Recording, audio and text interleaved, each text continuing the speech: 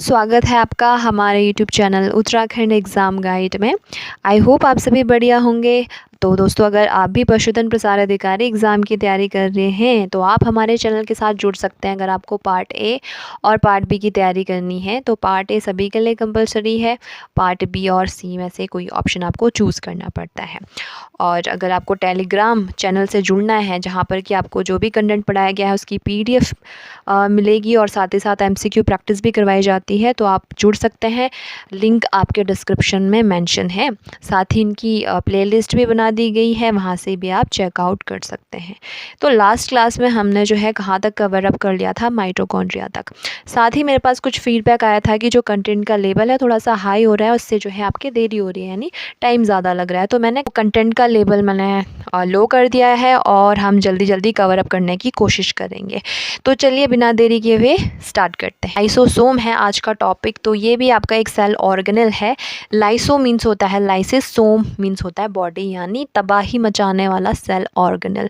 इतना ख़तरनाक ऑर्गेनेल है कि इसको हम क्या बोलते हैं, suicidal bag of the cell, यानी खुद को ही तबाह करने वाली सेल। इतना यह ख़तरनाक है, तबाही मचाने वाला हम इसको सेल ऑर्गेनेल कह सकते हैं। इसकी डिस्कवरी किसने की थी? क्रिस्टिन डी डुवे ने की थी 1953 में।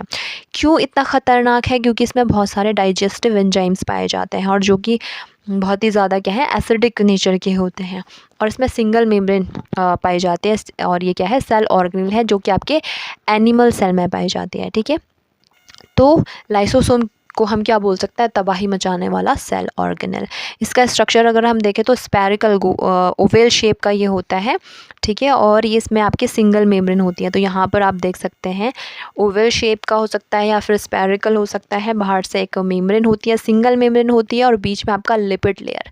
लिपिड लेयर क्यों पाया जाता है? ताकि आपके जो अंदर के जो एंजाइम्स हैं वो बाहर ना आ सकें, और प्रोटेक्शन के लिए है बेसिकली। ठीक है, और जो मेम्ब्रेन है उसमें कुछ ट्रांसपोर्ट प्रोटीन भी पाए जाते हैं। ठीक है, और अंदर आपके बहुत सारे हाइड्रोलिटिक एंजाइम्स पाए जाते हैं। मोर देन 50 हाइड्रोलिटिक एंजाइम्स पाए जाते हैं जो कि आपका, जिनका नेचर क्या होता है, आपके एसिडिक होता है।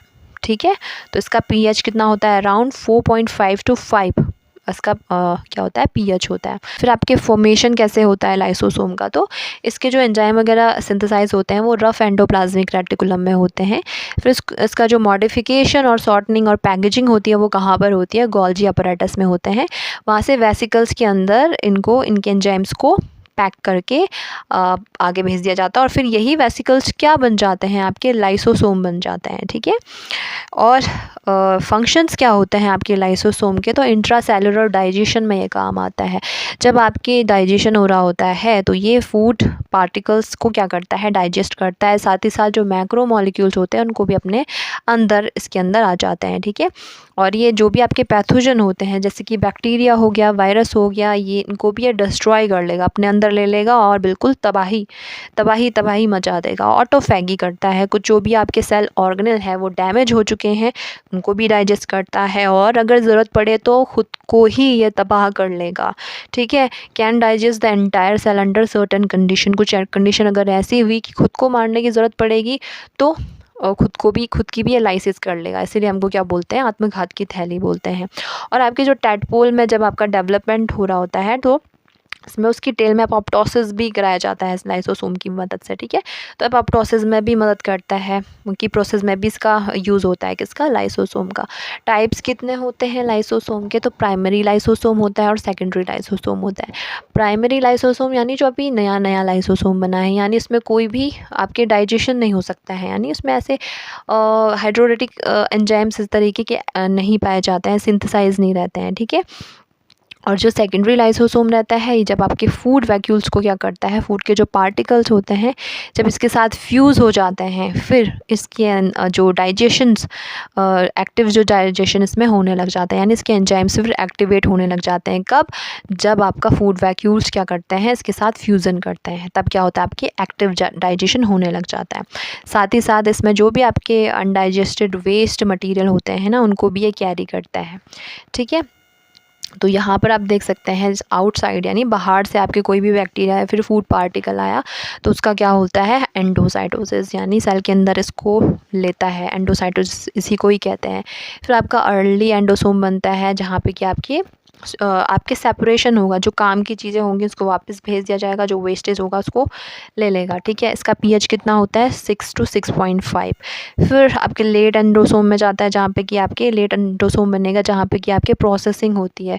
इसका जो पीएच होता है 5 से 5.5 होता है। फिर आपके इससे लाइसोसोम बनता है, जिसका पीएच 4.5 और से लेकर के 5 होता है। और फाइनली यहाँ पर एंजाइम्स पाए जाते हैं मोर देन 50, और यहीं पर फाइनल डाइजेशन होता है, ठीक है। तो पहले अर्ली एंडोसोम बनता है, फिर लेट एंडोसोम बनता है, फिर आपकी लाइसोसोम बनता है, और यहीं पे क्या किया जाता है, डाइजेशन किया जाता है।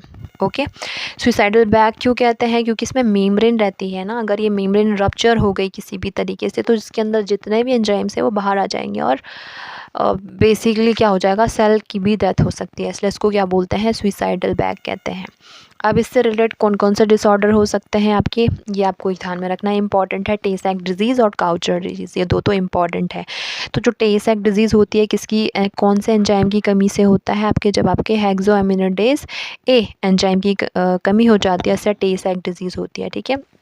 और जो गाउचर डिजीज़ होती है आपकी ग्लूकोसेरेबोसाइडेज एंजाइम की कमी से गाउचर डिजीज़ होती है। पोम्पे भी एक डिजीज़ होती है जब आपकी एसिड माल्टेज एंजाइम की कमी होती है।